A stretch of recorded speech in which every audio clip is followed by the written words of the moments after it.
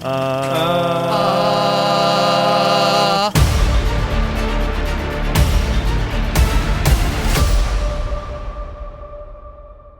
and Wolverine is still kicking ass at the box office as one of the year's biggest hits and now the biggest rated R movie of all time. It just goes to show that if you add "and Wolverine" to any title, it instantly gets better. Howard the Duck and Wolverine. Yep, better. The Godfather and Wolverine. Yeah, I would totally watch that. Oh, Teen Wolf and Wolverine. Come on now. When Harry Met Sally and Wolverine. Boom! Instantly double the box office. Beetlejuice and Wolverine. Oh, yeah. Bob and Carol and Ted and Alice and Wolverine. Beetlejuice and Wolverine. Oh, my God! Sweeney Todd and Wolverine. That's so good. Phantom of the Opera and Wolverine. I would really like to see that, actually. The only way this movie could get better, that's not true. There are a lot of ways this movie could get better, but definitely a way that this movie could get better, The Wolverine and Wolverine. Okay, I got a series. Andor and Wolverine. I'm in! I mean, come on, that would be amazing. Okay, yeah, that's the idea. That's the idea. But, we'll explore that and more on Countdown to 3, Deadpool And Wolverine. Welcome, everybody. Amazing things happen when you put your film in a theater and refrain from saying it will be on streaming in just 3 weeks. For example, $1.2 billion and rising. What? That is the box office for Deadpool and Wolverine. Oh, my gosh. And not for nothing, Inside Out, the latest Pixar movie that avoided the fate of going straight to Disney+, they've racked up $1.6 billion. So if you put something good out there in the theaters, people will come, Ray. Yes. Rest in peace. Oh, we're excited to talk about the latest Marvel juggernaut, no pun intended. So let's do it. A warning, it's been a month plus, so this will be a spoiler-rich production. Yeah, Totally. for sure. If you haven't seen it by now, shame on you. Come yeah, on. really. Especially because it is so awesome. I Yeah. mean, we're going to talk about all that, but man, go see it. Go see it. I'm Paul Preston of the Movie Guys. I'm Sean Blodgett of Creative Motion Entertainment. And I'm Justin Bowler of The World. All right, listen, if you know what's going on in the world, Justin, I will leave it to you to tell us more about Deadpool and Wolverine's theatrical run. Oh my gosh, so much.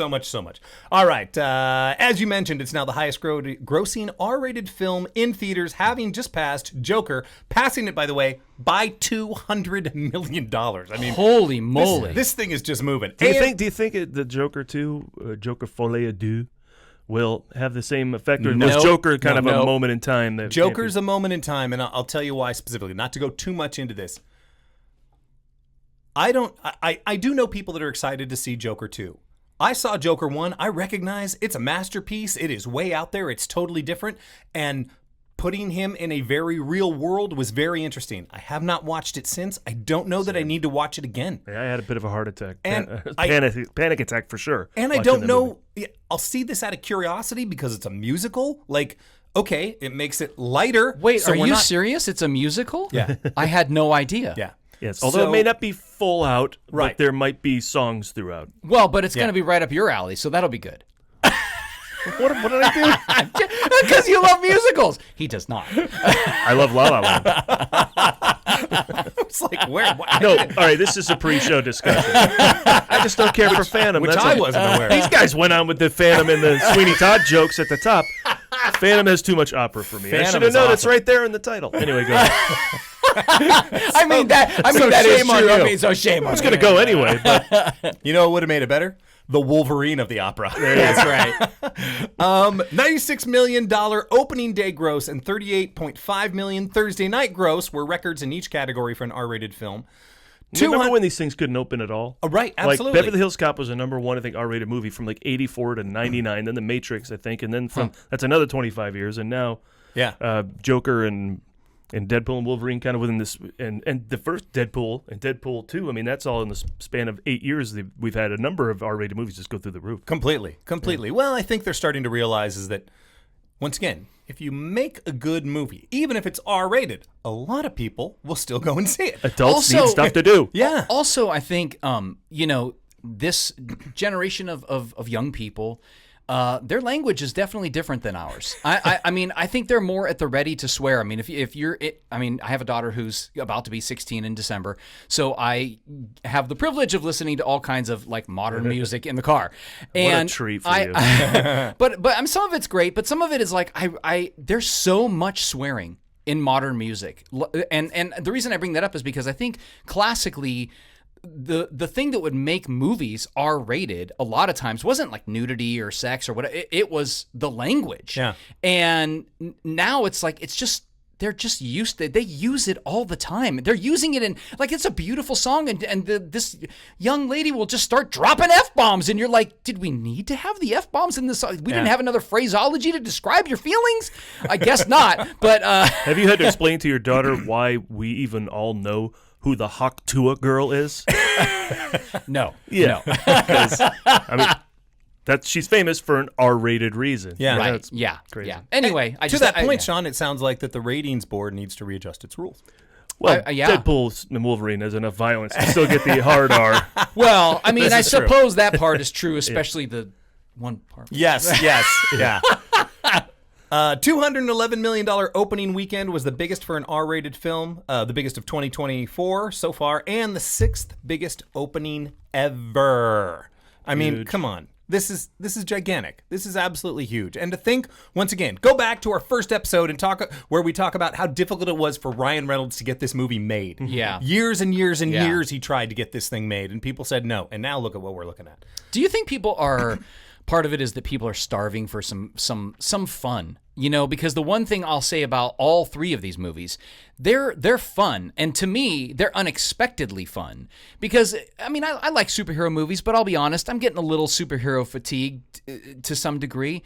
But this was just fun. And I didn't, all of that, whatever, it doesn't matter. I was having a good time. Do you think people are starved for that? I'm going to ask you, you and I have talked about this before. I don't know if we talked about it here.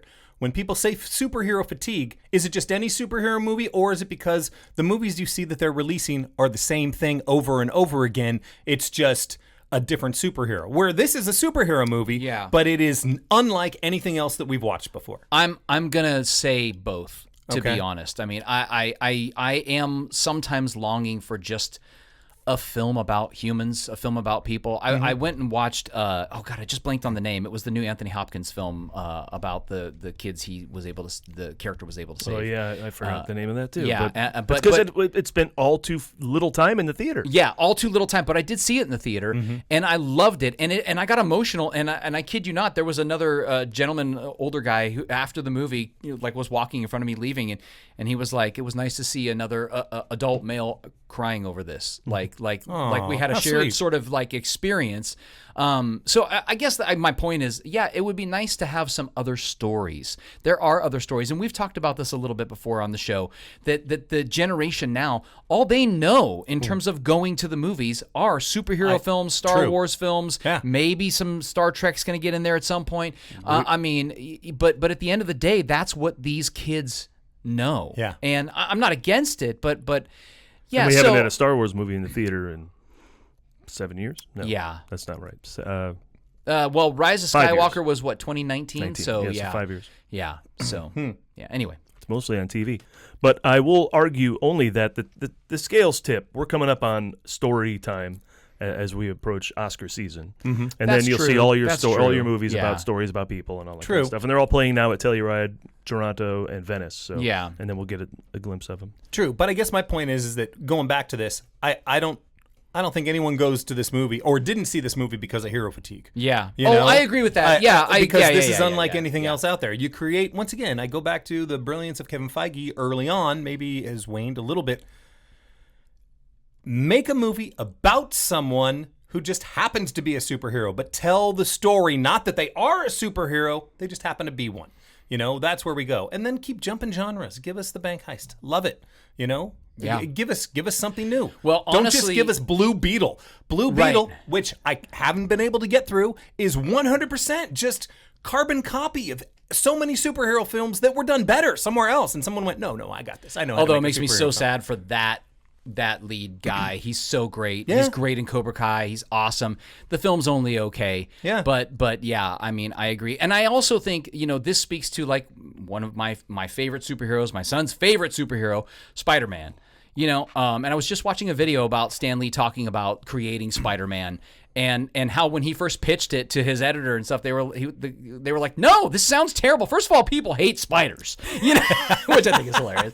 And then secondly, like, nobody wants to watch and read anything about a kid that's having problems, and nobody wants to, they kept saying no to everything that is actually like, no, that's what's interesting. He's just a guy who happens to end up with these powers. Yes.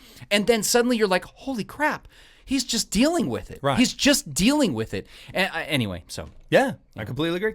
Back to this. In 3 days, it became Disney's highest-grossing R-rated film, surpassing Pretty Woman, which held the record for 34 years, by the way. That is insane.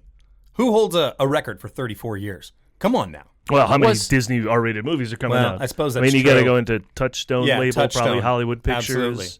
But once Marvel decided to embrace the R-rated film when they purchased all the stuff from 20th Century Fox, it was inevitable. Yeah. It set Monday, Tuesday, Wednesday, and non-preview Thursday single-day records. I mean, it's all over the place. It's all over. Yeah.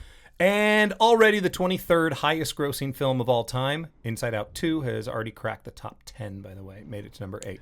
But it's also not done yet. I mean, it was just last weekend. Come on. So what's interesting about this and these numbers, not that I think that... what's the Scarlett Johansson character in the Avengers? Black Widow. Thank you. How dare you? I'm going to just pick this up. Right. Not that I think that obviously you can change the past, but because the Black Widow film, I'm about to talk about, because Scarlett Johansson sued Disney. Was it Disney and Marvel or just I don't know, whoever she sued. Disney. Because they decided to release that film on streaming on their newer streaming service, so that of course they could get people, and of course during that time it was lockdown, pandemic, whatever. Right. And they wanted to release it, and she sued them, and she should have sued them, and this makes me feel like she should sue them again. Yeah. Because seriously, what would that movie have done in terms of numbers? Yeah. It really, really bothers me, but it also shows, to your point, like, stop saying it's going to be on streaming in 2 weeks. 100%. Seriously, stop doing that. You're being an idiot. Going back to the Black Widow thing once again, I thought Black Widow is a superior movie to Captain Marvel or The Marvels. Like, it's really well done. Yeah. And she's really amazing in it. Absolutely. And what frustrates me is she's played this character as sort of she's in there, but there's these other people that kind of get these bigger storylines, but she's always there, and she's always solid, and she always delivers. Right. And then she finally gets her own movie, and then, no, we're not going to release it in the theater. It really bothers me. 100%. For her, so. I'm 100% with you on that one. Yep. And there were also, I think it had something to do with this being the only Marvel movie of the year. Now, talk about fatigue. I mean, if I don't have it, but those who do, this is your only one you're going to get till next February when Captain America: Brave New World comes out. And we're celebrating 6 years of 3 outside of the pandemic lockdown of 3 Marvel movies or more, except for 2021 where there were 4 Marvel movies released in the theaters, but.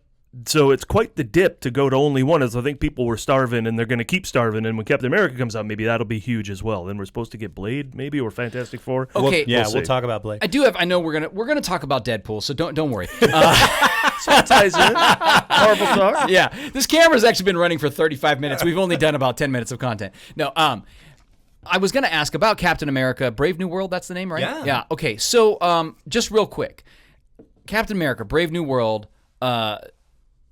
He's Captain America now. Yes. And I know that happened in the series, essentially. Yes. That I watched that series. I thought it was good. I didn't love it. I didn't hate it. I thought it was fine. Here's my question about him, though, in terms of a character. Did he take a super serum? No. He's a guy. That's the cool thing. Is he's like a Tony Stark. But you say it's cool.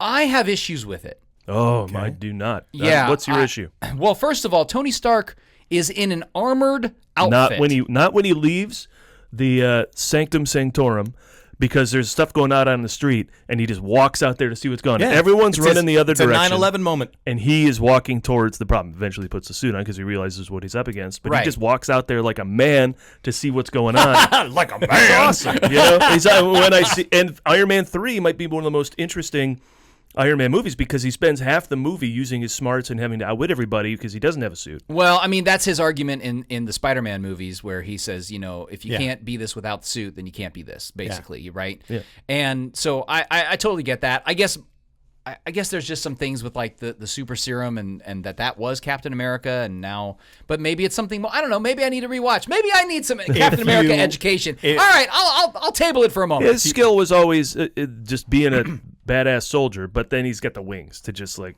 push him over the top. So like Iron Man, he's got technical stuff. I'm going to argue Captain America. If you were to ask Captain America what is his superpower, he's going to say, "I don't like bullies." He doesn't need the super serum. He didn't like it when he wanted to sign up and go into the army to fight the bullies. He jumped on a grenade. Right, to fight the bullies. And that's long before he got the serum. He's asked, so you want to go over and kill people? No, I just don't like bullies. This is schooling Sean with Paul and Justin. All right, well, let's get to Deadpool and Wolverine because we all have the same take on Deadpool and Wolverine. And this is a reminder for you kids today how good you have it because, when we waited 3 years to find out if Darth was really Luke's father, Deadpool and Wolverine was, again, even what feels like a drought was only 7 months since the Marvels. But in its cinematic universe that for, like I said, the last 6 non-pandemic years has coughed up at least 3 Marvel films. It's time to talk about this one. It's 2024, so they had to be big and they had to be epic. And so here we are. It is the 34th film of the MCU, and we went to see it down at LA Live. Whoa, really? Yeah. I think 3 a year. I mean, in the later years. 34th. And it's been going. I guess so. It's been going for 14 years, right? Yeah. Or 16 years. I thought because Endgame was in its 20s, right? I mean, I guess that kind of makes sense. Have we had 10 since then? Okay. Oh yeah, 3 every year. Yeah. LA Live. I want to talk about that real quick. I want to talk about movie theaters and the overall experience of going to the movies. Yeah. I've said it before, and I'll say it again. I'll keep saying it till it changes, darn it. You sound like a... Why, here I am, live. And I, personally, I don't need a recliner. I don't need my feet to be up. I prefer to just be in an old-school movie theater chair. I just don't need all of that other stuff. And... a prime example of why this bothers me is the literal real estate that those chairs take up takes away seats in the theater. I recently took my son to see the new Despicable Me film, and we went to go, and the theater was sold out. Do you know why it was sold out? Because it was in a VIP theater, which, I don't know, maybe had 25 seats, something like that, 30 seats. And I'm like, why do you have a children's film in a VIP theater? And then they're going, we don't make any money. Yeah. I mean, seriously, use your head. So we had to go to another movie theater and it worked out. But I really don't like this. And of course, you're then paying for the price. Yeah. And that's part of the problem. Yeah. This is why people aren't going to the movies because they all say, well, it costs this much. We went to a bunch of my son's a huge baseball fan. We went to a bunch of baseball games this summer. And I was thinking to myself, I'm pretty sure this day cost us as much as going to the movies. Yeah. Yeah. And it was, we're there for 4 hours. Right. Well, again, you're not, I mean, how full was it when we went? I can't remember. Was it like fairly full? Yeah. No, I think it was full. Yeah. I think it was pretty packed. Yeah, I mean, we're beyond 3/4. Yeah. We're part of that $211 million opening weekend. Absolutely. Yeah. But because I think this is just what Marvel needed. I think Marvel. I read. I got a quote somewhere from Feige about this. Let me find it for a sec because I wrote a bunch of notes. I will say, Sean. I was trying to fill time. Oh no. Because this is radio. I honestly didn't have a finish to that sentence. I appreciate you jumping in. I've always said that Feige's take with Thor Ragnarok was genius because Thor and Thor the Dark World kind of had a stodgy Shakespearean vibe to them, and it's like, we need to shake this up. What can we do? Yeah. But didn't Kenneth Branagh direct those? Correct. Yeah. I mean, okay. So it tracks. I think he nailed it for what he wants, what he likes. Right. So you get the guy. You get the guy who gets What We Do in the Shadows. You're going to have a different movie. So I thought that was perfect. And then it turns out that he said something like that, so I wasn't off base. He said the film would be elevated from the first two in a similar way to other third installments in MCU film series, such as Ragnarok, Captain America Civil War, and Infinity War. So, and that's certainly what happened here. I mean, Gotcha. Yeah. between the Marvels underperforming and, something like Black Panther, Wakanda Forever doing well but being kind of bleak, we needed let's just loosen up. Let's have some fun. And have some fun. And maybe we'll reach out to those who aren't just here for for a Marvel movie, but those who would come in and maybe hadn't been to one before. Yeah. Speaking of the start of the movie, I read a story that one of the original ideas to start the film that Ryan Reynolds wanted to do was some like really silly, I can't remember the name of it, but it was like a really silly, stupid idea between these like a buddy cop film where it's like the two cops make up one brain and they have to work together, and like literally the movie was going to start as if this was the movie.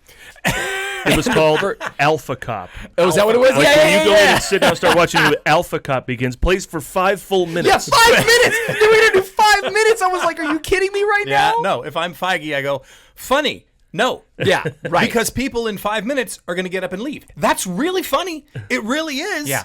But unless people are in on the joke, they're not going to stick around. I think if you put, at the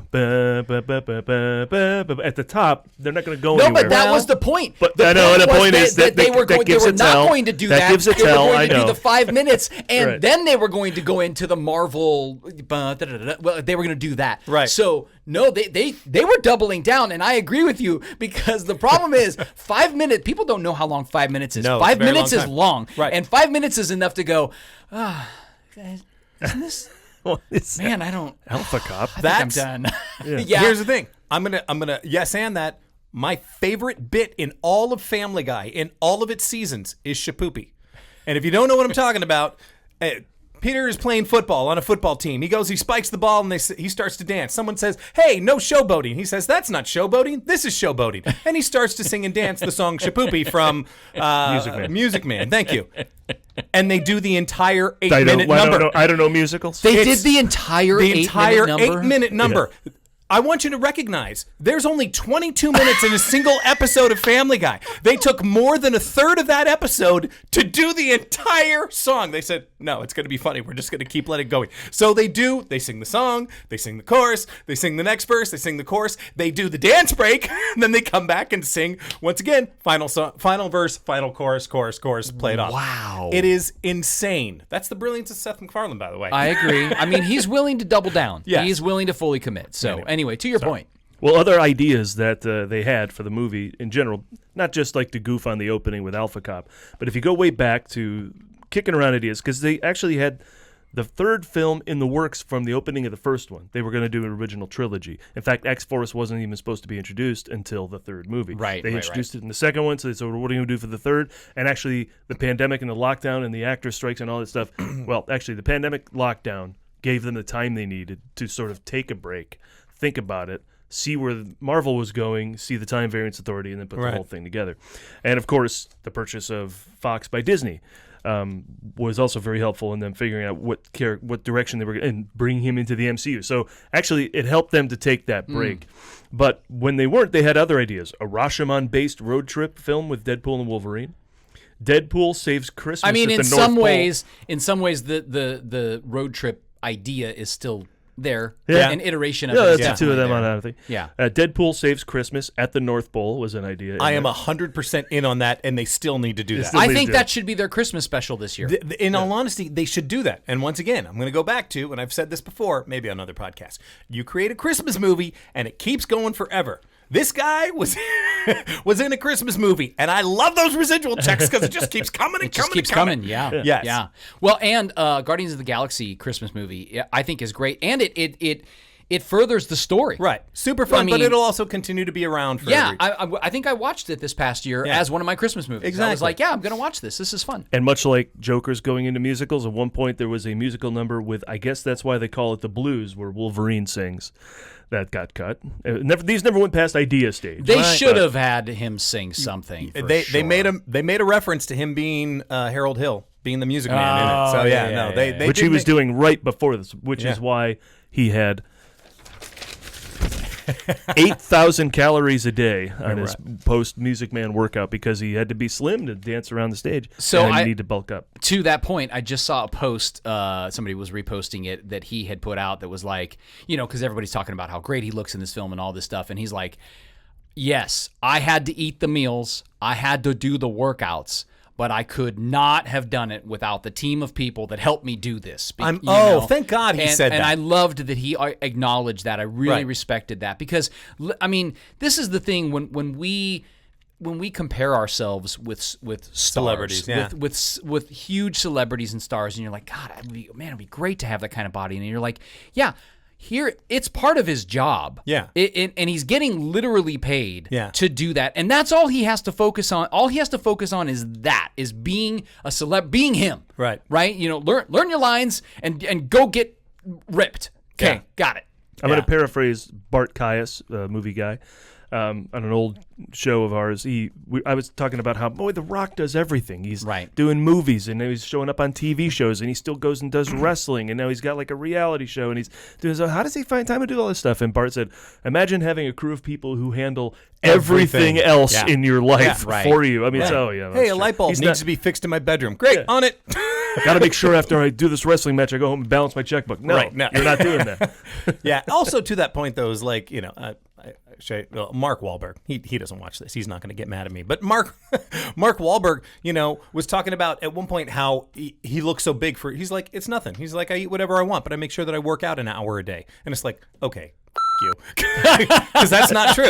None of that is true. It's not just. I'm up at 4 a.m. every day. Yeah, and you need to get up at 4, or it's not going to work for you.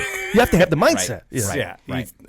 So it's such BS. Yeah, an hour a day. Well, that's a great line from Central Intelligence, where Kevin Hart meets Dwayne Johnson's character at the high school reunion, and of course he's huge. He used to be a nerd. Cameron's like, "Man, how do you look so good?" And he's like, "Come on, tell me what you do. Come on, tell me what you do. I want to do it. I work out 6 hours a day for 20 years." Right. Oh yeah. Okay. Okay. Here's the secret. I worked out 6 hours a day for 20 years. I guess that's true. One other. Last cut story bit. Peter lifts Mjolnir in the background of a scene. They got it. If he just picks it up, looks at it, that's puts it back down. They cut that. Well, again, I'm not sure it got beyond the story idea. Okay. Yeah. I would have enjoyed that actually. Just in the background, because the crap in the background. Yes. First of all. Oh my God. The involvement. Okay, I'm jumping ahead, but we will get involved in the cameos. Yes. But one of the best things, and I got to go rewatch this for this, and I saw the clip online. One of the things we were robbed of was Channing Tatum as Gambit in the world, right? And so at the TVA, there's tons of monitors. One of them is Gambit alive after the fight on the Void. And so he's walking through the dead bodies. He just turns the camera and smiles as if to say, there's going to be more of me. Yes. And there should be. And I just love all those little Easter eggs. I can't wait to see this again. Well, he's such a great character. Such a great character. It was so funny the way they presented it right down to you can't understand what the F he's saying at any given time. So it's like, if they're going to do it, once again, do it in that vein of just let it be goofy and squirrely and weird. Let it, Yes. And and then also some kick-ass fight scenes in there somewhere. Can you imagine just subtitles throughout? Because Yes! I would love that. That would and people awesome. Constantly like, I don't know what he's saying, but let's go get the bad guy. Yeah, they're like, okay, we're going. Yeah, right. Yeah. All right, let's do. Do you want to call the cameos? I saw you've got a list. I also have a list of stuff as well, so let's dive into. Well, first of all, they go to an area called the Void, where characters are literally discarded. So this is their chance.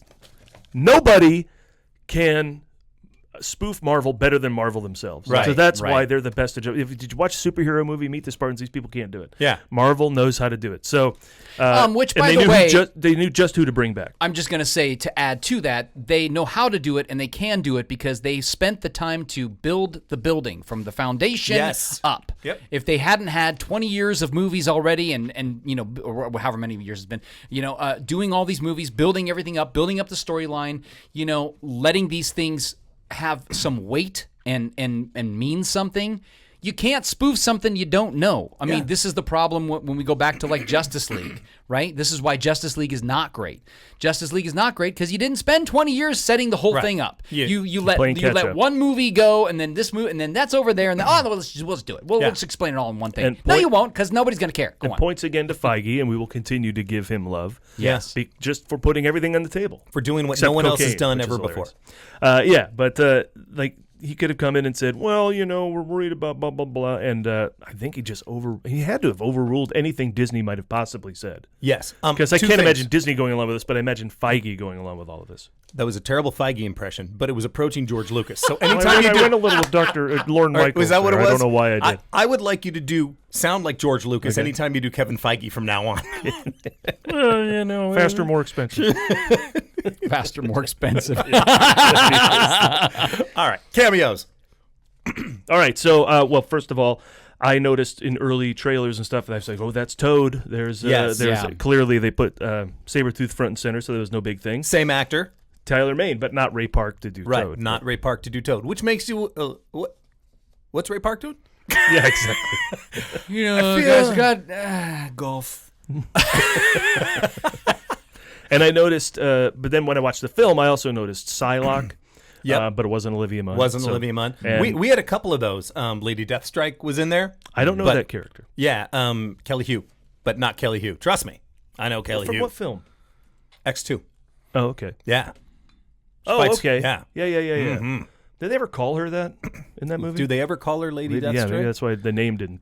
No, I don't think they do. I have a history with her. I met her once at a party. It was awesome. And then you have the Resistance group that he meets. Of course, you have Daphne Keane as Laura X-23, Loren's daughter. Right. Who is a fine actress. Yes, but it's also crazy. Like, sometimes kids don't grow up to look like who they were. Jerry McConnell looks nothing like, now he looks absolutely, you wouldn't go and watch the early movies that put him on the map and go like, oh yeah, that's Jerry McConnell. Like, you don't look that. Right. She looks like, yeah, that's the adult version of X-23. Right. Yeah. Yeah. And she didn't look like that in The Acolyte, but she looks like her.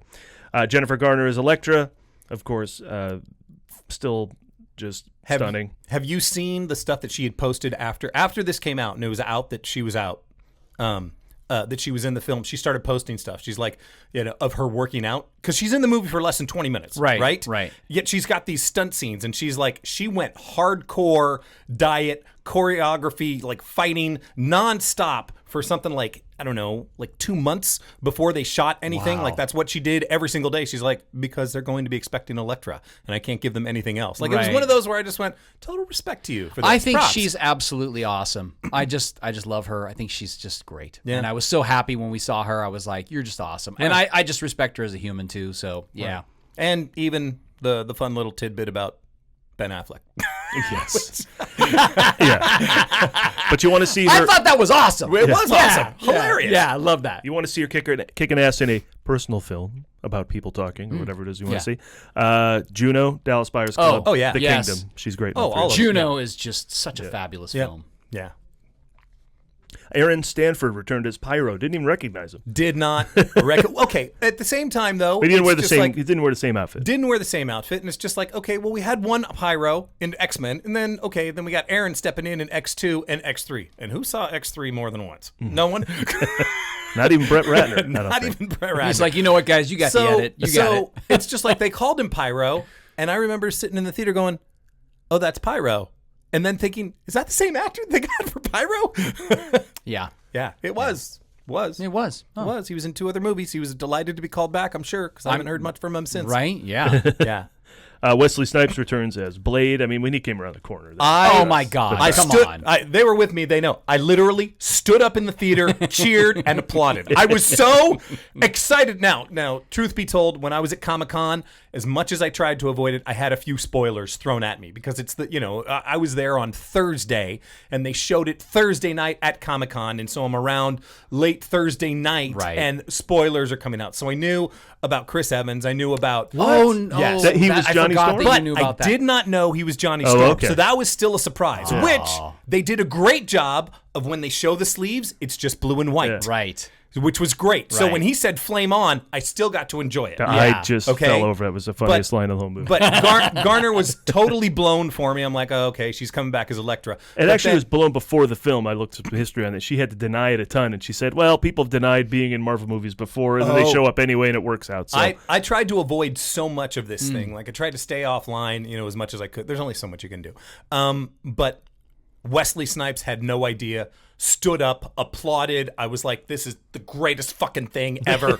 And then also knowing the backstory of just how much that he and Ryan Reynolds did not like each other on Blade Trinity, like we're just, for him to come back, one, as this character, which we loved him in, and two, because of Ryan Reynolds, be working with him, like, so many emotions all at once. I was so happy. There's been only one Blade. There's only ever going to be one Blade. Exactly. And that great line, I don't like you. You never did. Yeah, exactly. It's just hilarious. Like at this point, they can call out everything. And apparently on the set, Wesley had a great sense of humor about to let all that stuff go, and they had a good time. The amount of yes-anding of reality and fantasy throughout the film is just like breaking the fourth. I don't even know what wall they're breaking now. It was incredible what they did with that. And that brought so much comedy and so much fun. Back to my point from the earlier part of this show, which is fun. Right. It was fun. It allows Deadpool to literally do Mystery Science Theater 3000 in the middle of the movie. I didn't think about it that way. Yeah, that's exactly. The guys from Manos Hands of Fate never had the chance to do that when they showed it on Mystery Science Theater. Deep cut. Yeah. But they went back and forth, and the only time Wolverine breaks the fourth wall is in the promo that we talked about for Turn Your Phones Off. But in the film, they said, no, it's still only Deadpool. And of course, Nice Pool. The proposal. Oh my God. Which is the second funniest line of the movie. So after brilliant. Flame On. So great. Channing Tatum as Gambit. Like we talked a little bit about it, but okay. So Channing Tatum. As soon as that card comes around the corner, I know what's happening, and I'm like, you guys, Reynolds, Wernick, Reese, what's his name? The other writer whose name is escaping me, Zeb Wells, who's a comic writer that they brought aboard to help on that angle. I love that, by the way. Yeah. You have fulfilled a dream. Absolutely. I mean, but here's the best part. He comes on, hey, who's your voice coach? The Minions, like that's funny. The lines are funny. They don't understand him. They do all kinds of bits. And then he kicks holy ass. Yes. And that's what I've wanted. It's not just that. It's just the brilliance of just like, okay, you look at it from a writer's standpoint. We're setting up a joke that, yes, we have Chris Evans, which you all know is a superhero, but he's not the superhero you think he's going to be. He's going to be this one. And now we're bringing back this superhero and this superhero and this superhero that have all died within this universe. Right. Now we're bringing in someone that never got past pre-production, but everybody knew the story of into our world and making it like it's taking the joke one step further. Like it's just brilliant. Yeah. So these are discarded heroes. X-23, I guess could have a movie. Doesn't have, she's in there because of the relationship to Wolverine. But Elektra, they moved on to Elektra from the Daredevil TV show. Jennifer Garner's done. Blade, they clearly can't get that project off the ground, but they keep recasting Mahershala Ali at one point. I think he's gone now. And then Gambit, that never happened. So to just watch them come back and kick hero ass, to be super heroes, and help them escape through the portal, and die in the process by the Alioth or whatever it's called from the Void in Loki. Yeah, I mean, just all that hero shit is like, that's the first time I saw Thor and Captain America like retrieving their Mjolnir and the shield in the middle of a fight. I'm like, that's a hero moment. Yes. The number of them have been off the charts. Yeah. And they're still doing it with these legendary heroes that may have not ever had the chance before. And I just found that so satisfying. Now, even with Blade, Ryan Reynolds is saying he thinks that there should be a Blade send-off, like a la Logan. He's like, no, more needs to be told with that character. So it's just like, I don't know. Does Ryan Reynolds now start pushing that of just like, hey, I really want to be a part of this. I really want there to be a Blade movie. Deadpool can do a cameo, Feige. So Mr. Feige, what would you say about it? Yes, that's a fine idea, but the schedule's a little cramped. So we might actually get the Blade movie once again with starring Wesley Snipes, and if he hands it off at the end, he hands it off at the end. That'd be fun. That'd be great. And he's certainly still got chops. I remember seeing him in The Expendables. Oh, so great. 3 or 2? Which one? 3. He Whole was great opening in that. sequence, he was fantastic. Still doing great. Yep. The other thing I want to mention with regard to hero moments is the opposite of superhero fatigue. Not that moment. The opposite of superhero fatigue is the joy that those moments do give you as someone who read comics as a kid and stuff like that. And I mean, when we were kids, Batman, Tim Burton's Batman was really what started superhero movies to actually be like, oh, this is kind of cool, actually. This actually worked. Yeah. But I think we were kind of stuck in a world of like, well, they have to be superheroes that could live in the real world somehow. They can't fly or teleport or do like, turn into dust or, like whatever. Like they have to be of this world in some way.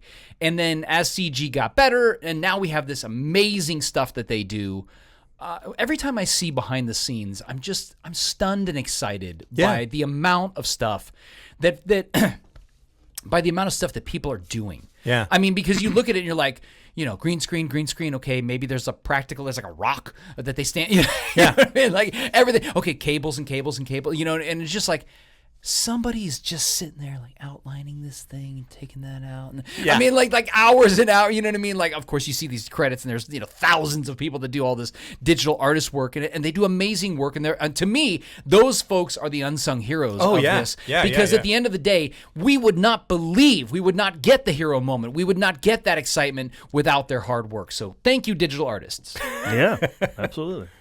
Get paid. Yeah. So then in the barrage of Deadpool variants that show up, we have Lady Pool, voiced by Blake Lively. Yes. But physically portrayed by a stunt woman. It's not her? I thought it was her. No, it's a stunt just woman. voiced, yeah. Christian Betteridge. Oh, Yeah. okay. And then Kid Pool and Baby Pool are Reynolds and Lively's kids. It was a family affair. It was. What we're saying. I think that would be so cool. Ryan Reynolds talked about that. He's like, he said, Kid Pool is the only one on set that won't take any direction and keep saying that I smell like poopy. Head Pool is voiced by Nathan Fillion. I wouldn't have guessed that. He put on such a crazy character voice, which is cool. Great. Matthew McConaughey voiced Cowboy Pool, which was fantastic. Beautiful. Yeah. Canada Pool is played by Reynolds' stunt double. Tom Holland's see, now I love that. Come on now. Yeah, that's yes. Tom Holland's brother Harry is in there. I mean, some of the cut Deadpool variants included Luchador Pool and Grandma Deadpool, which I would have liked to have seen. Grandma Deadpool would have been awesome. Yeah. Now, I wish the Where's the Beef lady would have been around. Because awesome. She would have been great in that role. Yep. So the Wolverine cameo would be that of Henry Cavill as Cavalrine. And the great line that accompanied it, when Deadpool encounters him, he says, "The legends are true, and may I say, sir, on behalf of all humanity, this just feels right. We'll treat you so much better than those down the street." Which is true, because, I mean, how much of a failed opportunity was putting Henry Cavill as Superman in something great? Failed, and then they treated him terribly. Like, no, you're coming back. Go ahead. Feel free to give up the Witcher. We're back as our Superman. And do then a he gives up the Witcher. In the lousy Black Adam movie. Yeah, they do the cameo, and then it's like, we're not going to go with anything. Oh, by the way, yes, we're sorry you gave away that lucrative series for you. I mean, come on. That's just that. But that breaks my heart so much. That is so much. That encapsulates so much of our industry. Oh, absolutely. Just like, you'll be fine. DC doesn't know what they're doing. Yeah. What are we? No, tell them that we're going to bring. That we want him to be Superman again. Right. And that's what we want to do. So we're going to bring him back for this. This will be great. I will say one of the things that allows Marvel to do. And they didn't attempt this in a number of different ways. If you get a bunch of different celebrities who could be a Wolverine in the future to play all these variants, now you have the possibility of alternate universe. Yeah. Let's do a Wolverine movie with them. Example. For a very long time, there's been talk of a Hulk versus Wolverine because the storyline is really fun. Okay? Now, in the variant that we saw, it was still Hugh Jackman. But if you would have put Calverine in that moment, right? All of a sudden, what if they did do that movie? Right. And they cast Henry Cavill, and we're like, this is a one-off. You're only going to be in once, and it's you versus Hulk.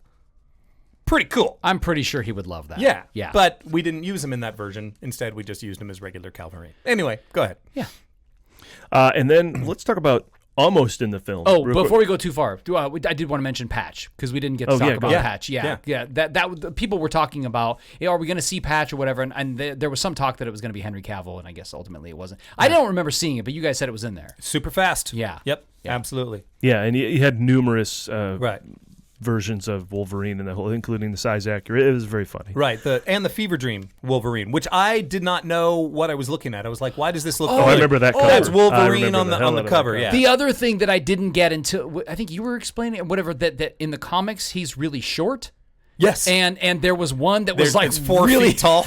Yeah, Wolverine's apparently 5'3", so that was just hilarious. I was just like, what is happening right now? I'm like, I guess this makes sense. But the first shot of Deadpool and Wolverine from the movie that they released, where they're just kind of walking next to each other, wise asses were like, hey, I fixed it. They shrunk him down. It's like, they're way ahead of you, internet dumbass. Yeah. It's the old man Logan in there, Hulk fighting Wolverine, the black and red costume Wolverine with glam rock hair, which I guess is an Age of Apocalypse comic book version of Wolverine him. So version. it was just great to see all those. But here's who you didn't see, and we'll get back to the real cameos in a sec, but I do want to make sure I don't forget to mention who was almost in the film. Patrick Stewart's Professor X, almost in there. He showed up in Doctor Strange, so maybe thought that was a little too much. Mobius, Owen Wilson. People were wondering where he was anyway, with the TVA being such a huge part of the movie. Yeah, that would have been really good if he would have been in there. I think he should have been in there. And I'm fine with Patrick Stewart not being in there, and I like that they played it off when they first introduced her. Like, the camera's behind her. Oh, and we're all sitting there going, oh, well, clearly this is Patrick Stewart. Yes. And then, we get the reverse, and you're like, wait, that's a woman. Mephisto. I don't know that character from the comics so much, but I've heard the name at times. Yes. Here's the I'm sure Feige wouldn't allow that to be in because he's got plans, and he's mentioned before that he has plans for Mephisto. What would it sound like if maybe Feige was going to tell Ryan Reynolds? Yeah, what does that sound like? We got Mephisto coming later in a big budget Fox Studios movie or whatever it's called now. Here's the great missed opportunity, though. There was talk of getting Nick Cage's Johnny Blaze Ghost Rider in the movie, and I would have absolutely shit my pants. That would have been. I completely agree. That would have been great. I wonder why they weren't able to. And probably because there's so much talk of there is going to be a Ghost Rider movie. They did the series, but I agree. Put him in the void. Yeah, I mean, I was just going to say, put him in the void. Let him be there. We had 2 movies of it, so you'd think. And Nicolas Cage would have said yes in a heartbeat. My God. And today's Nicolas Cage is an amazing Nicolas Cage. He might be the most interesting man in the world. RDJ is the only guy who turned down a role in the film to play Tony Stark, but I don't think anyone knew at the time what their plans were for Tony Stark. Probably. That they literally said in an interview, I posted this on our social page, the interview with Reese and Wernick, some of the co-writers, that they really wanted RDJ to be in the film. They wanted to be with Happy Hogan at the beginning of the film, when Deadpool's trying to become part of the Avengers. And he turned it down, and then they realized, can you imagine if our film released and literally 30 minutes later in Hall H, he comes out and he's like, hey, it never would have worked, so they're so glad they didn't get it to happen. I also maybe think Feige told him, turn it down. It doesn't come from me. But it's coming from me. It doesn't come from me, but turn it down. I also think Robert Downey Jr.'s general sensibility with Tony Stark is kind of smart alecky. Like, there's an overlap with... I think it was probably best. Yeah, I agree. And then Miss Minutes was also split, which was interesting to not see. Oh, Miss really? Minutes either. Yeah. Oh, yeah, that's interesting. Yeah. I didn't miss it. It's just kind of interesting as a side note. Yeah, and I mentioned Happy as well. Good to see a larger, expanded role for Happy in the Avengers. Yes. In that sequence of the film. and a fun bit. Yeah. And I think, but boy, there were so many. I think that's most everybody, unless I'm missing somebody. Justin. There were a couple. I mean, we had Hunter B-15 from Loki, who was in there. Yeah, so I guess you get her and you don't get Miss Minutes or Morbius. Mobius. X-Men's The Last Stand, once again, which only, people saw once, so there's character Callisto that came back. Not that big of a deal. Azazel, who was in X-Men First Class. He's the devil-looking guy. Oh, that's the guy. Nightcrawler-looking guy. Who's not yes. Nightcrawler. Exactly, but not Nightcrawler. He was cool. Juggernaut, our third incarnation of Juggernaut, because we didn't get who was it who played Vinnie Jones. Vinnie Jones played him originally in did it. X-Men 3. Right, in X-Men 3, and then Ryan Reynolds was the voice of Juggernaut for in Deadpool 2, and now we got a different actor this third time. But the helmet was important. Aaron W. Reed, which is worth mentioning because I guess he played Dude in Free Guy. Oh, really? Oh, he did. Oh, my gosh, that's awesome. That is cool. Yeah, so actually, I didn't another giant guy. I didn't love Free Guy in the beginning. What? And, I make up the love for you. Me too. The first time I tried to watch it, I was like, I hate this, and I turned it off. What? Oh my god! And then later on, I was like, maybe I just wasn't in the right space. So I tried it again, and then I went, oh, this is fun. So yes. I did get there, but I didn't start out there. This is where the love affair between Sean Levy and Ryan Reynolds began, I believe, or was it the Adam Project? One of those two. One of the two. I like the Adam Project. The Adam Project was interesting. It was just like, hey, I want to be a Jedi, so can we give me something that's a lot like a lightsaber? Yeah. And he flies his X-wing, Right, yeah. exactly. Yeah. Yep. Yeah. Adam Project was fun. Some of the fun things in the background that were in it, that were in the movie. The Fantastic Car. We've got the henchmen that were driving the Fantastic Car. We saw the Milano from Guardians of the Galaxy, which just crashed. The 20th Century Fox logo. The 20th Century Fox logo, which is awesome. Really funny. So great. Doctor Strange's cloak is referred to. Really? Yeah. She says a magician passed through. Oh, that's right. That's right. Who then she takes a dig at him, but you do see the cloak in the background. Obviously, giant Ant-Man's corpse. Yes. Yeah, which they are. And I had to look this up. I didn't see this. All of Asgard is there. In the void? Yes. Wow. What? In the background, you can see Asgard because it was destroyed, obviously. Right. During Ragnarok, but Asgard is in the background That is there. so crazy. Oh my God. I saw one of the Black Order's Q ships. Saw that. Thanos' henchman. Yep. Obviously, helicarrier we saw that was in there. There's a Shatari Leviathan that's in there. One of their kind of shit. Is that the big one that goes through like a giant snake through the sound? It's the giant snake from Let's face the first Avengers. Yeah. That's my secret. I'm always angry. Yeah. Great moment. Great moment. That's my secret. I'm always. Tony Stark's hot rod, which is in Iron Man 1 and Iron Man 2. Nobody ever drives it. It's always just in the background, but the henchmen were driving it in the background. Awesome. Also, one of the henchmen driving a chimichanga truck, which is fantastic. And I loved seeing, perhaps my favorite cameo was just even for a second, seeing the Russian from not John Bernthal's, not Ray Stevenson's, but from Thomas Jane's Punisher. Yes, Thomas Jane's Punisher. Yep. Just show, and I think it was even Kevin Nash who came back to play him. Yes, so it was wrestler Kevin Nash. Crazy. Man. Now. What a bizarre camp, the Russian from the Punisher. Exactly. I'm sitting here listening to you two talk, and I am thinking to myself, when do I get to see this again? Yeah. I mean, same. But keep your eyes open when you do. Yeah. So some more stuff about the making of the film. They did have to deal with the pandemic, and then they had to deal with, when they were shooting, the strike. They shot 35 days before the strike and then 35 days after the strike. Jeez. And then they finished post-production June 19th. It released July 27th. Oh, my gosh. So that sounds so stressful. Yeah. That sounds so stressful. Once again, going back to Hugh Especially Jackman. because they're not shooting high. Right. Right. Exactly. Once again, going back to, definitely Hugh Jackman, but also Ryan Reynolds, having to keep in that anyone who has to keep in a particularly good shape, right. All of a sudden you've got the strike in the middle of it. Right. I mean, what at that point you're like, this could end at any time. They could literally call next week, right, and say we're doing it a week from Tuesday, right.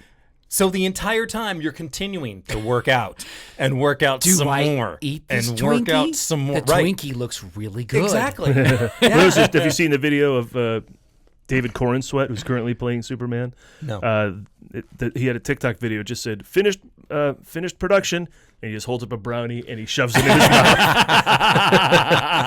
I haven't eaten sugar in 13 weeks. God. Some other fun facts. Chris Evans memorized the final post-credits monologue. They said, we're going to give you some... He's like, I want to know this. Yep. I thought that was pretty fun.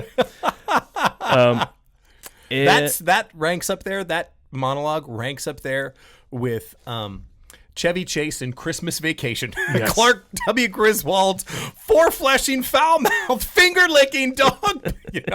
Holy crap. Brainless, dickless, hopeless. Where's the Tylenol? Yeah. Hallelujah. And so I thought in the post-credit we were going to get the scene finally with Deadpool and Thor that he referenced to before. Why is Thor crying? The whole right. But which is repurposed footage, archival footage, I guess, from Thor: The Dark World, perhaps when Loki's dying or something. But either way, now that scene is out there that could show up in something else. But instead, we got the Chris Evans monologue, which was a more hilarious choice. Gosh, such a great. I mean, it's the perfect choice for this film. Yeah, and what's so great about it is that it was just like, oh my God, no, he really did say all those that was things. the greatest part. It like it pays off for like that. Because no, he never said any of that. He's not saying that. Like, yes, he did. Yes, he did. And also, even when it lets you know that Deadpool's character, even when he's telling the truth, still sounds like he's lying. Yes, 100% of the time. Yes, so great. Because that's how much Deadpool lies and doesn't care about the truth. Is that even when he's telling the truth, it sounds like it's total BS. Sounds like a lie. Pretty sure that's a lie. I want to talk about two people's roads to the MCU. First of all, Sean Levy, the director. So he came on the scene to me back when he made some of Steve Martin's most popular worst movies. The Pink Panther remake and Cheaper by the Dozen. Like, this is not what Steve Martin should be doing. But people went and saw those movies and they were hits. Right. Yeah. So then he makes Night at the Museum. I'm like, oh, that's more my style. That's pretty cool. But he still gets bogged down in like not great stuff until suddenly he teams with Ryan Reynolds, Free Guy, and then he gets working on Stranger Things. I'm like, oh, he's got real cred now. Right. You know, with the sci-fi and otherworldly stuff.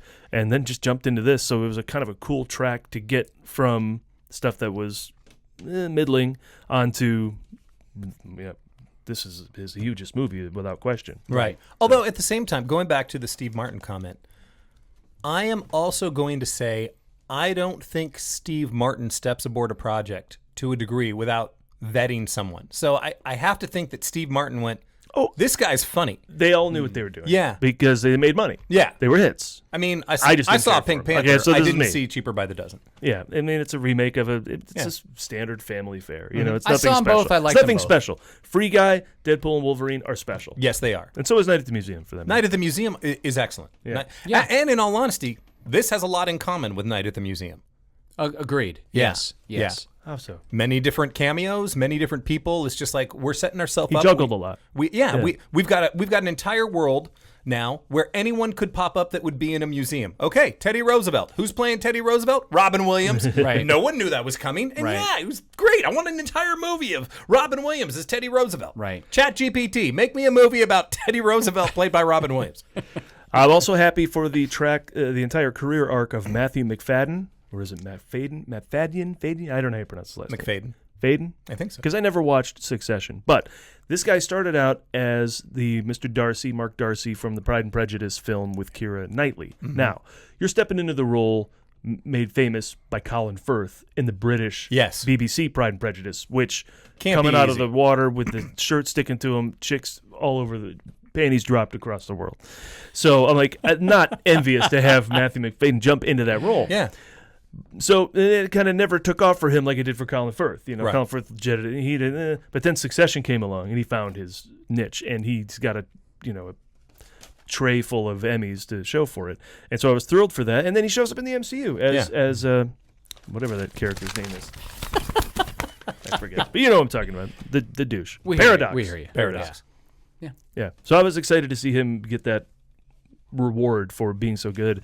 And Pride and Prejudice is a great film, the one he did with Keira Knightley. But I just never saw him take off. So good for you. Better late than never. I like that you're going to be doing this until you're 90. That was just fantastic every time. And they use that bit 3 times in the film, I think. A few times. Yeah. And it's callbacks. Yeah. I mean, until you're 90. Yep. just great. Yeah, at this point, Rhett Reese, Paul Wernick are not going anywhere, and Ryan Reynolds is clearly, those are the three. But they bring in Sean Levy to write, and this guy Zeb Wells from the comics, so everything's clicking. Everything is clicking. Yeah. Which, by the way, I mean, that was, the writing. That's something we talked about with the other Deadpools. I mean, Ryan Reynolds really gets that, I think. He understands that the words matter. Yes. We need writers here to make sure that this is all making sense and funny and it's firing on all cylinders. Exactly. This is the thing that many films suffer from, is that the screenplays suck. Right. Well, and, but I can't imagine not having a writer on set. Well, and that's the Put it biggest in the thing. budget. Yeah, absolutely. Right. Because what you are creating is living and breathing. And I know somebody wrote this, and you're supposed to. Right. You're doing your interpretation of that, but stuff can get lost in translation through that interpretation. Let it be an open communication. Let's get everyone on the same page on it. Let it breathe, let it live, let's create together. Yeah. You set a foundation. Now we're all going to work on that together. We're going to try and truthfully live all of this stuff, but we might come across gold during the course of this that you can help us. Right. You had a brilliant idea. What if we play this up just a little bit? Yeah. Right. And the jokes were off the chart. Off the chart. Just if you didn't like one joke, wait. If you don't like that joke, wait 5 minutes. No, wait 1 minute. No, wait 30. No, wait 5 seconds. Yes, There'll be another joke. Yeah. Suck right it, Fox. I'm going to Disneyland. Get those kinds of bits were just so bold and awesome. And again, the idea that they're willing to just let it go. We're gonna make fun of ourselves. I think that's huge. Yeah, absolutely. Yeah. And they can even throw away lines like that would be a huge line in any other movies. A throwaway here. Mr. Wilson, you appear to have soiled yourself while unconscious. I wasn't unconscious. Yeah. And then they get on to the next line. It's a throwaway. No, it's like this is a reference no one will understand. The movie Duck Soup.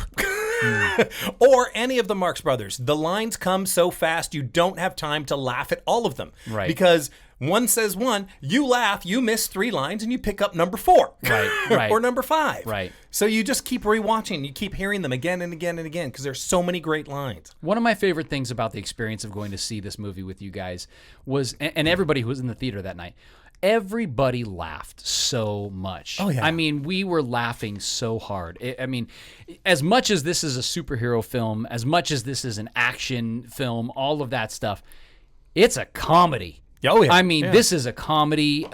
Absolutely. Yeah. That doesn't forget to have real stakes. Right, exactly. I was going to 100%. say, which is also interesting to me because it's like going back to Hugh Jackman. Hugh Jackman.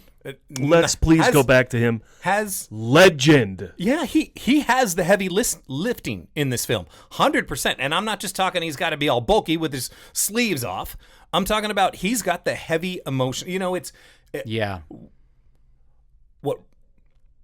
What we see Deadpool do is funny and it's light and it's awesome. Now, I'm not saying there aren't stakes to it. There are because they did a great job. And the first 2 movies of certainly showing the emotional stakes that Ryan Reynolds has to go through. Right. But during this film, it's like every time they cut to Wolverine, he is dealing with shit and you can see it just dripping all over him. Yeah. We talked about, do we need X-23 in this movie? The most powerful line in the whole movie was her line, which was, you never were. Yep. Until you were. Yep. Just a great line. You never were the right guy. Yeah. But that's an amazing arc. When you think about, okay, Logan ended so powerfully. Yeah. We just leave it alone, right? No, we dig up his bones, we fuck around with it, we have a lot of sense of fun, we screw it, we desecrate it immediately. But everyone was on board with that, including James Mangold. They reached out to him, and he's like, yeah, because it's alternate timeline by the time we get to what we're doing for real. But then, Logan's ending really, although it was great in Logan, was sad. Yeah. And he gets to come back again and be a hero. Big time hero. Yeah. Right. And that's just great. And you can see the reward from the loseriest, to coin a phrase, version of Wolverine to become a hero again. So, just amazing. Absolutely. The amazing arc. And so Hugh Jackman is just beyond legend now. It's time to start putting him on another arc of like pop culture legendary status. He's the man. It's so great. One step further, the brilliance of him. It's just like, I'm sure you've seen all the press tours that they did and all this stuff. I don't know if you saw, they hosted Jimmy Kimmel together. And it was just like, he is so confident, so wonderful in what he is. Ryan is the star of this tour. He is, he's the star. It's his series. He's the boss, essentially. He's all this stuff. And yet you see, I was going to say Wolverine. Yeah, you see Hugh Jackman up there hosting with him, and he is just, he never talks down to him. He's always just elevated above and funny as shit. Like, he's just great. Like, everything about him is great. He's just perfect. Yeah, the press tour was crazy. You had, I guess they substituted themselves in for the Whammy on an episode of Press Your Luck. Did they really? Gotta find that. Reynolds is an investor in an F1 team, so they debuted Deadpool livery for the drivers. And of course, you mentioned Comic-Con Hall H, and then the drone show, and Reynolds and Jackman appearing there. And did you see the drone show? I did. I did? Yeah, I posted it. For real? Oh, I didn't know you saw it in person. Yeah. Oh, cool. I saw it in person. I was walking down the street and I was like, oh my God, oh my God. And I just started recording, and then there are people that are starting to gather around on the street. You could see it from Could you hear the everywhere. music, though? If there was any kind of music? I could not hear music. Yeah, you probably had to be in a I certain had area. Petco Park between me and Hall H, although I don't know where they launched it. They must have launched it from the far side, like the far side from Petco Park. There's an area over there between the convention center and the Hilton. It's like a band shell over there. Yeah, I bet they launched it from over there. Wow.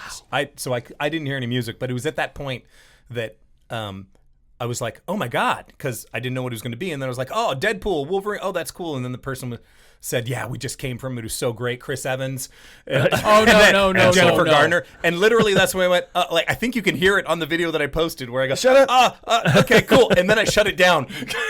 And I left because I didn't want to hear anymore. Well, yeah, why the heck? Oh, my God. Yeah, people, no, don't ruin things for people, please. Yeah, but at the same time, it's Comic-Con, and people down there don't mind spoilers, I don't think. So, I get it. I didn't take offense, but I was like, I got to get out of here before this gets worse. Yeah, I get that. But I will say it's not too late to enjoy the onslaught of press and media that Jackman and Reynolds did for this movie. It's still out there. Watch them on Hot Ones. Right. No. Watch them on Jimmy Kimmel. Jimmy Kimmel is spectacular. Watch great. it. It is spectacular. Yeah. And watch them with Gordon Ramsay. They did a cooking thing. They did all sorts of stuff. They appeared in a music video for a Korean pop song or K-pop band called Stray Kids. Nice. The song appeared in the film, so they appeared in the music video. Okay. I mean, they just ran themselves ragged doing all sorts of stuff, and it was tons of fun. So definitely worth watching all of that.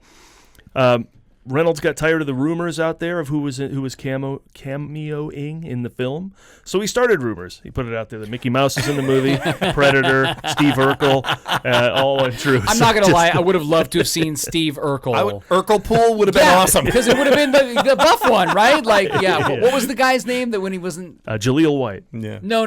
There was Urkel, and then there was the buff one, like on the show. Do you remember that? Like the alter ego or whatever. I know of Family Matters. I didn't watch Family Matters. Are you getting confused with Fresh Prince of Bel-Air? No. And you're talking about? No. Okay. All right. No, Steve Urkel. On that show, he's like, nah, right? But then he I don't know, he does something or whatever. An alter ego that is like buff and like he falls in love with this. I mean, it's like, he's like the guy, right? Okay.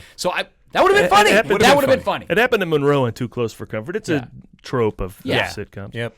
I remember, Alex P. Keaton even went through that once, I think. Right.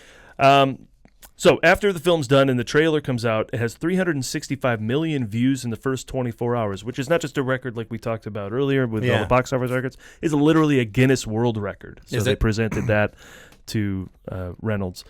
That's a record that is just like, okay, I know they're going to take the title away, but I still get to keep that trophy medallion thing that they give you for forever, right? True. They don't come knocking on the door and be like, Taylor Swift has a new movie coming out and she broke it. So can you give it back? I don't know where it is. Sorry. I totally lost it. It's in my garage somewhere, I think. I might have sold it.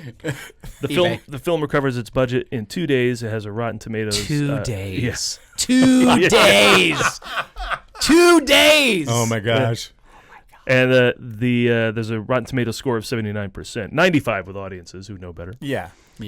Here's another fun fact, and I insist all my facts be fun. Blake Lively's "It Ends With Us" opened during the film's third week and opened number 2. So this is the first time that a husband and wife have been in the number 1 or number 2 movies in the country since. Anybody know? Oh, I'll give you the year 1990.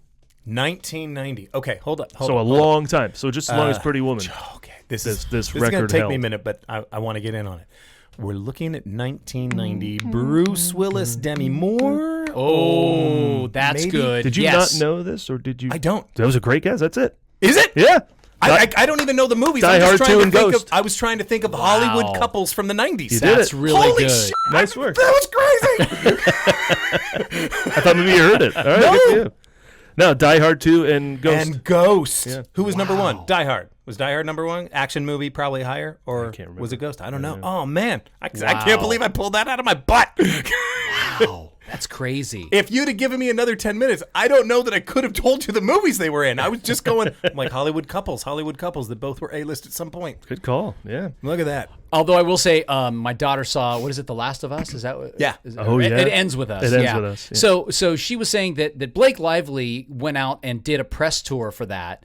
and essentially was like, get your PJs on, get your girlfriends. It's like the great, he's got like girlfriend, go out and like counter-programming. So my daughter got a group of friends together and they went and watched it. The film is about abuse. Yeah. Guys, this is the wrong. I mean, I'm glad that you're teaching people, like, that's great, but we don't say get your cozies on because it's a great romantic comedy. Exactly. No, it's not. There were preset because it's linked to a book. Yes. So there was something like 20 million in pre-sales that were done because it was affiliated with the book. Like, you got a movie ticket and the book at the same time for this price or something. Something along those lines. I might be making up the specifics, but there were a ton of pre-sales leading into it. Right.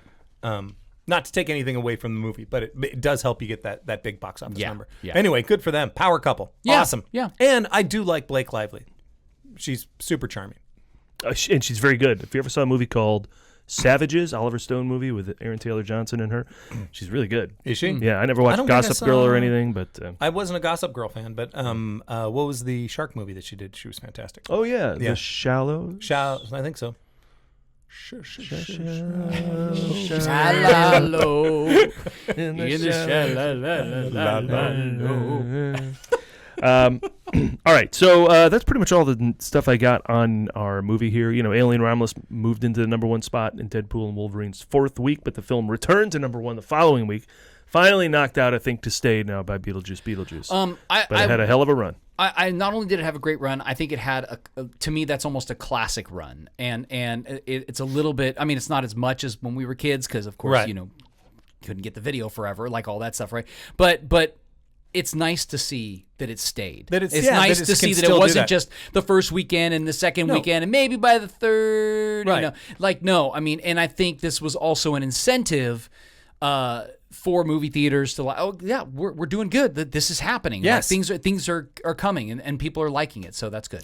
Yeah, there's something about that time slot that I underestimate every year. You think about big movie coming out Memorial Day, big movie coming out July 4th. Right. Then something comes out the end of July and it's like, wait a minute, if that hits, it's going to hit all through August. Right. Oh, absolutely. Nothing else is going to challenge Nothing's it. good in and August. you think about that happened with Guardians of the Galaxy. I remember that ran right up through Labor Day. Right. But 10 years ago. I think The Fugitive did that. Oppenheimer, I think so. That's something to that late July when I think the summer's kind end of of over. the big season. Nope, that'll run. That's a good time. Yeah, because people are still seeing things in August, and especially if they don't have anything to see. Well, let's go see the biggest movie of the year. Yep. You have any criticisms of Deadpool and Wolverine? I have one. If you really, really look close, and once again, okay, no, I'm not going to call it a criticism. I'm going to say. The movie does have some flaws. I can so look past them because it's just so much fun, and I still think that 10 years from now I'll come back and watch this and still find it fun and still say, yeah, it's got a flaw or two. But I don't take anything away from him. The flaw would be that his stakes are not nearly as high as Wolverine's. And they clearly know that. They focus more on the stakes for Wolverine. Once again, Wolverine is the weight of the world on his shoulders at all times. If both of your main characters have that, it might get too much. So they're like, okay, so I know he's trying to save his entire world, and that seems like it should be bigger than just one guy trying to make himself a better person, but it's not. Instead, you feel the emotional weight the entire film of Wolverine just trying to be better, and he just doesn't know if he can. Which I get. Yeah. That's more personal. I like that. That's stronger for me. I relate to that more than, I got to save the entire world. Right. You, what were you going to say? When you do it, can you do it? Go ahead. You could lose some of the profanity, which I actually think that maybe there is a little too much because it's not always necessary. I'm of the George Carlin take on profanity, which I don't know if he ever said this, but you can see it in his work that by the time he swears, it has more impact than him swearing a lot. Gotcha. So he never uses it as an adjective that doesn't have effect. Oh, I got you. The F word. So you could have trimmed some of that out of there. Sometimes they swear and then they just sound uglier or dumber as characters. Yeah. When you could just save those for jokes and important impact or insults or something. Interesting writing perspective. Yeah. I agree with That's the only thing that. I said. When I was a kid, I was a huge Eddie Murphy fan. Still am. I love him. I think he's hilarious. Delirious was I mean, I listened to that tape over and over again, certainly where I, learned some basics for like comedy setup, obviously lots of swearing in that. Then Eddie Murphy Raw comes out. And my mom took me to see that movie, and it was R-rated because of all the profanity, and it's just a stand-up comedy movie, right? And I remember, like, I loved Delirious, and I remember sitting in the theater and going, yeah, this just isn't as funny.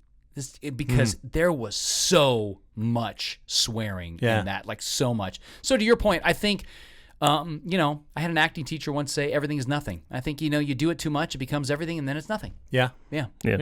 The economy of words. Ooh. It was how I always described George Carlin's comedy. Mm-hmm. Yeah. So, I'll say my if I had anything negative to say or any criticism to say about the film was just sort of, by the time we get to the ending, and it's, there's sort of another like, oh, we got to get the thing to turn off the thing, and then you got to pull these things together. It's like, okay. I mean, it feels like a MacGuffin. You know what I mean? It feels like that's just what we have to do, and I get it. But it just doesn't. I don't know. There's something about it that just feels very story. It's a little confusing too. Like their power together did it, saved it. Oh, right. Was that a thing? Okay. Yeah, exactly. They can both regenerate. So So I mean, that was part of. I think that was my only sort of issue. And I could sort of start to see it coming, like when all the Deadpools come out and all that, and they're fighting that. Like that was fun. But then by the time they get down into like the caverns and all, I'm like, oh, okay, we're fair point. Yeah, fair point. Yeah. Boy, I love when they fight the Deadpools because oh my god! First of all, they should just see them and then you go somewhere else. No, they're gonna fight. Yeah, right. 2 on 100 or whatever. Right. Pulls the cowl over him. Just forget about it. Oh It's such a legendary moment. I will say, was there an animated Deadpool? I don't think so. I feel like they should have had one because I will say only because in Spider-Man Across the Spider-Verse they have the Porky universe. Whatever the Peter Porker. Peter Porker, and that that's so out of left field. Yep. Even though we're watching animation, we're like, what? Huh? Yeah. I would have loved that. Just like, well, how do we kill this guy? You know? How do we take him out? It's a good point. Wait, he can't hurt me? Okay, never mind. I mean, it would have been. And then great. maybe he's just annoying. It would have been really great if they would have just picked him up and thrown him against the wall, and it would have like smacked like in like Looney Tunes. Or he just goes boing, boing, boing, boing, across boing, the whole boing, thing. boing. Yeah. Or he goes through the wall, and leaves an imprint. Yeah. Yeah. He's like, I'm getting out of here, and he just paints something. Right. That would have been fun. Yeah. I mean, who knows? Maybe they thought of it and cut it. Right. Yeah. I mean, it's a lot of CG. They had so much going on. How long before they announced number 4, and what did they do for number 4? Well, you got no Kang anymore.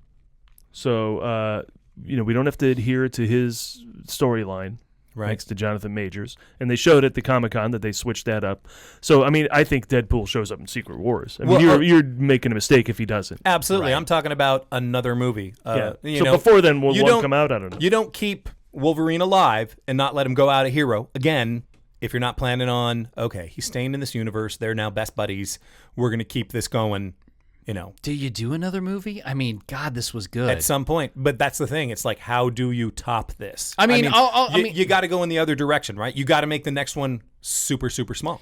You have said things on our podcasts, in particular, this idea that has really started to resonate with me, that has stuck with me more and more, this idea of I get to see my friends again. Mm-hmm. And when you first said that, I went, wow, that's really interesting. And I just started, anyway, recently I went back and was watching Dial of Destiny again. And that line that you said just kept resonating with me, because there's this part of me as a storyteller, I like things to end. Mm-hmm. I think it's important that we get to an end, and let's end on a high. Let's not end on like, oh, well, that was an okay movie, and now we're not making any more because it kind of tanked at the box office. Right. Like, no, let's end on something, on a great film. Yeah. So the storyteller in me loves that, but the just human of me says, God, it would be great to see him again, see him be funny again, see him do whatever, because he's just awesome. Yeah. So yes, we'll see more Deadpool. My question is, will we see more Deadpool and Wolverine? I don't think so.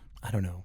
20 years from now, and it's just constant jokes about, are you 90? I think it was Hugh Jackman's idea to come into this film. He called up. Yeah. He called up. He said that, and there are several interviews that I read where it was Ryan Reynolds says, "I saved the voicemail," and you can hear the voicemail where Hugh says he was driving And I forget what it was. He's driving, and he just called him up. He'd been thinking about it for a while, and he said, I want to come back as Wolverine.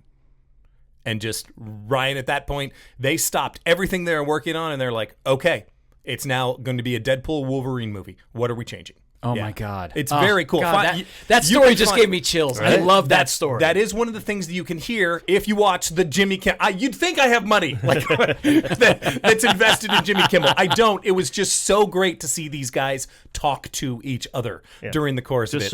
Just as people, just as buddies, as fantastic friends. Right. Like, it really is cool. Just search YouTube for Jimmy Kimmel and Wolverine live clips. You'll find it. Jimmy Kimmel and Wolverine.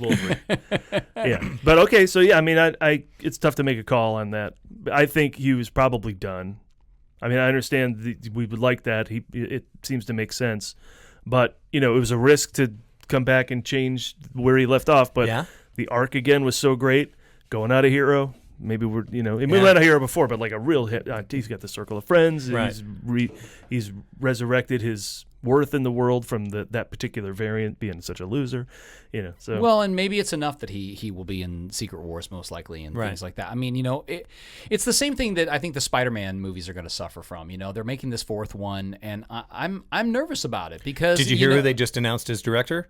No, wait, is the new Tom Holland one? Yeah. Oh no, director from Shang-Chi. Oh, yeah, I did hear that. Yes. I'll take that. I'll take that. Yeah. Oh, that's why people were posting the scaffolding fight sequence from Shang-Chi on saying the guy who directed this can make a Spider-Man action sequence, all right. no problem. Okay, then I mean, it's going to be interesting to see where it goes. I will say that. Well, let's get Shang-Chi too. Come on. I agree. Yeah.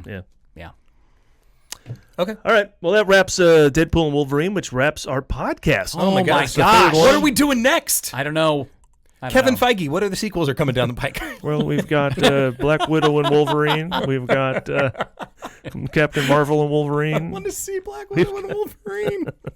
We got the Eternals and Wolverine. Oh, my God. They officially scrapped the sequel to Eternals. They did? They officially scrapped yes. it. Yeah. I mean, there's a reason. I tried. Yeah. I tried with that film. Yeah. I tried. I enjoyed it. It was different. It's 3.5 hours. I don't hate. I'll say that. Eternals, 3.5 hours? It felt like it. Was it only 3.5? It might have been 3.5 days. Here's the thing. I don't hate that film, but I just didn't enjoy it. It wasn't It was work. fun. It was work for me. Yeah. It was...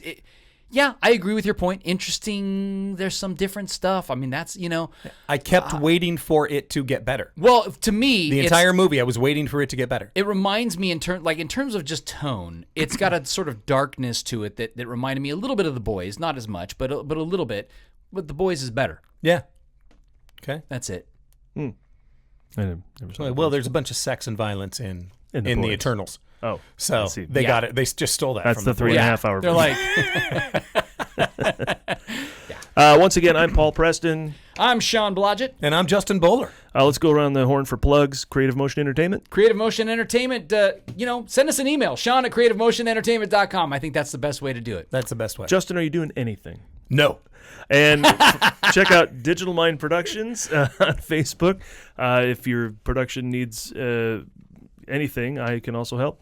And we've combined on things. The great digital creative entertainment or something. I don't know. We put our minds together. We've done some things every once in a while. Yeah. But also go to themovieguys.net. Of course, that's where everything's happening movie-wise, which is why you tune into something like this, because you love movies. So do we. You'll find articles. You'll find reviews. You'll find podcasts. The Ford Fiesta, where my buddy Adam and I go over every Harrison Ford movie ever. So themovieguys.net. And learn about the Movie Guys Film Locations Tour as well, which is rocking this year. So nice. If you missed all of the updates that we gave from the floor of Comic-Con, go back, check it out. Yeah, big article on that. Picture article. Yes. Nice. Yeah. So Deadpool. And Wolverine.